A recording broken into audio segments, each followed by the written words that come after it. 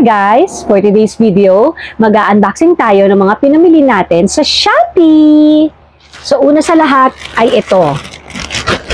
Yan, buksan natin kung ano to. Actually, iba-iba sila ng day sa dumating.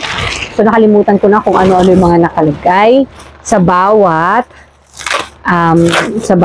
package. So, wow! Ito. Guys, kasi every December talagang namimigay ako sa mga kalye, ganyan. So, ngayon, nilalagay lang namin minsan sa parang brown na paper bag. So, ngayon, bumili ako ng ganito para mapaglagyan. Yan, para mapaglagyan ng mga goods. Tapos ipapamigay natin din sa paligid. So, ito yung isa. Next, ito naman. Okay. So, ito naman guys is, syempre, diaper ng ating mga fur babies. So, ito naman pang male. Para yan kay Spike! Si Spike!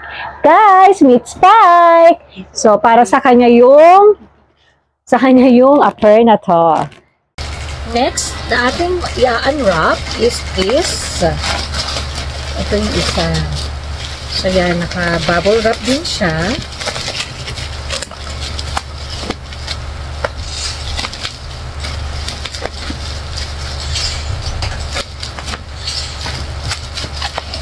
Ta-da!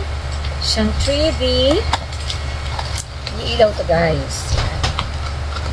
Sa bola, and then ito. Iilaw siyang ganito. Next is ito naman. So, ito guys ay tadan! So, ang mga fur babies natin ay binilhan natin ng Christmas dress. So, ganito siya. Ganito ang itsura niya. Datan! So, pipicturean ko na lang sila guys, and then ilalagay ko na lang dito kung ano yung itsura nila sa kanilang Christmas dress. So, isang reindeer para kay Spike yata to. Tama, para kay Spike. And isang Santa Claus para kay Ewoks.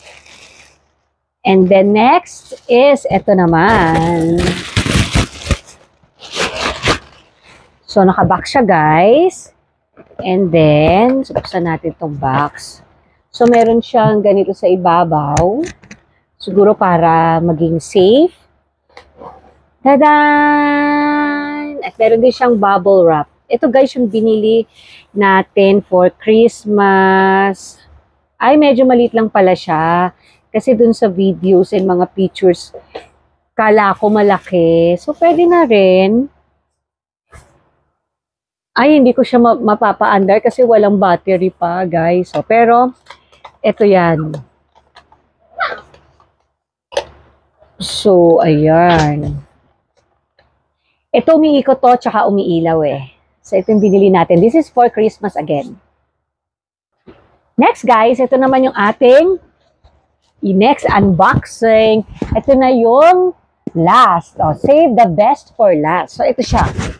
Ferris wheel. So, buksan na natin. Buksan na natin, guys.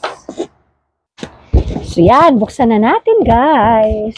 Oh, so, pagbukas natin, ganito yung itsura niya. So, meron siyang, wow, meron siyang styro.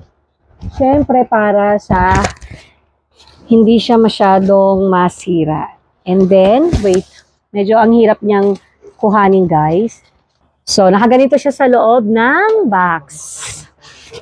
And then, tanggalin natin siya sa styro para makita natin ang itsura niya. Yay! Ito siya! Okay, wala na naman siyang battery, guys. So, basta ito ay umiilaw at umiilaw. So, mamaya, lalagyan ko na lang sila ng battery and then kukuhanan ko na lang sila ng video ng lahat ng mga in-unbox natin for today. So, yun lang. Bye-bye! No.